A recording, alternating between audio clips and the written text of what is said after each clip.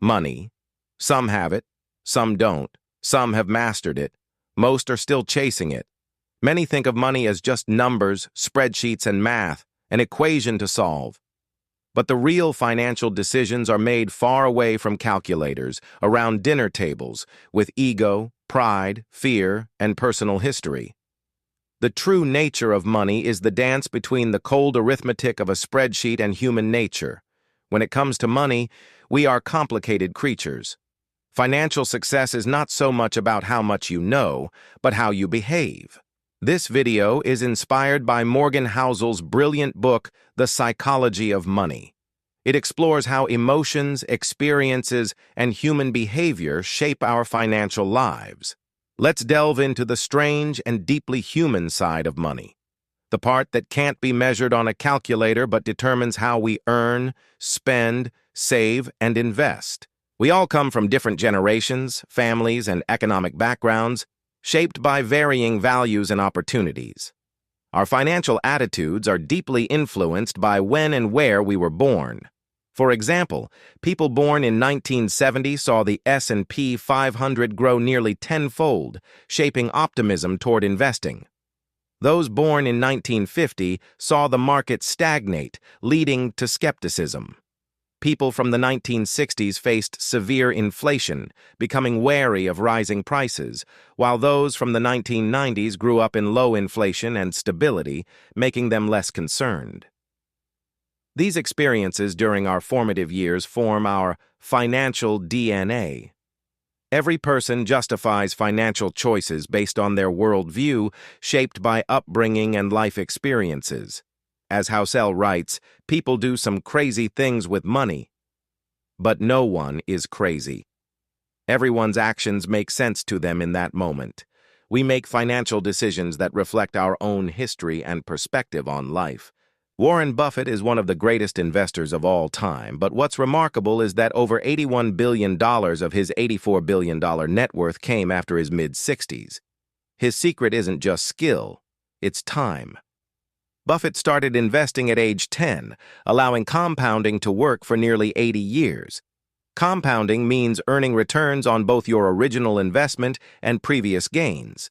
For example, $1,000 earning 8% becomes $1,080 in a year.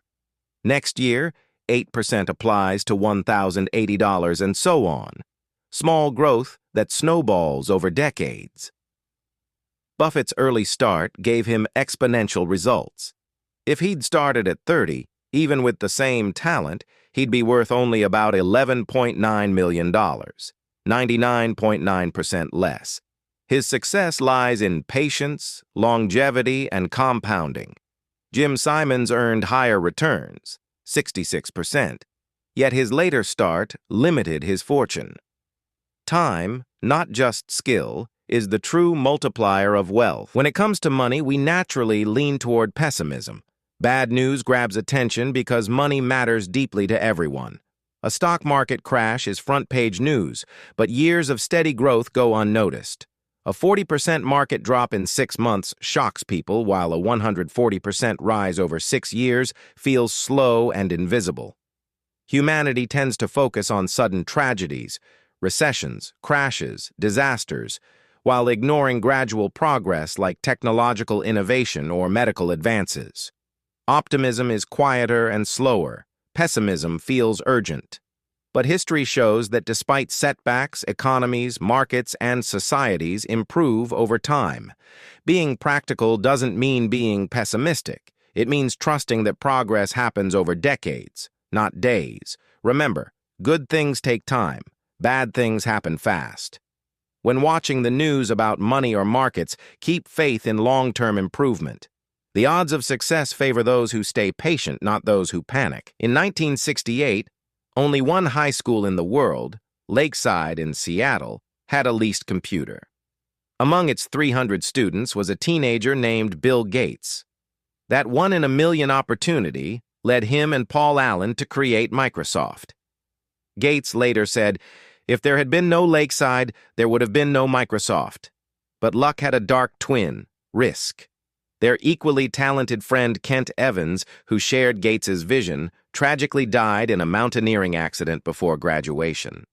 The odds of that happening were also 1 in a million. Luck and risk are siblings, both unpredictable forces shaping our lives. Like wind and waves guiding a sailboat, they influence outcomes beyond our control. Success requires talent and hard work, but also timing and fortune. Recognizing the role of both luck and risk keeps us humble. Financial success is never purely earned. It's also shaped by circumstance. People chase wealth believing it will bring happiness.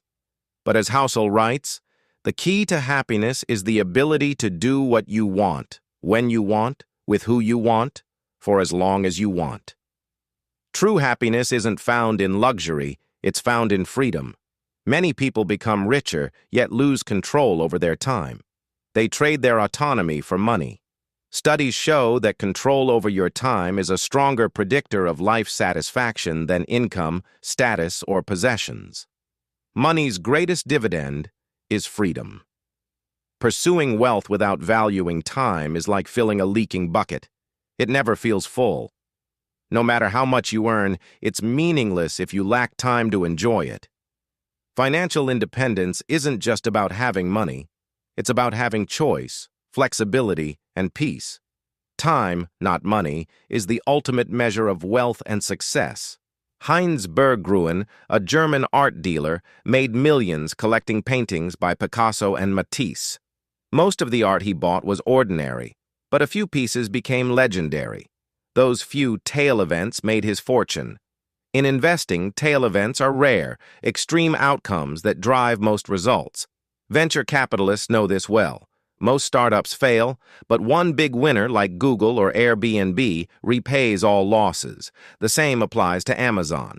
2 products, Prime and AWS, built its empire, while dozens of failures, like the Fire Phone, were forgotten. Jeff Bezos famously said, "We're working on much bigger failures right now." Even Buffett's portfolio shows this pattern. Out of nearly 500 stocks, only 10 made most of his money.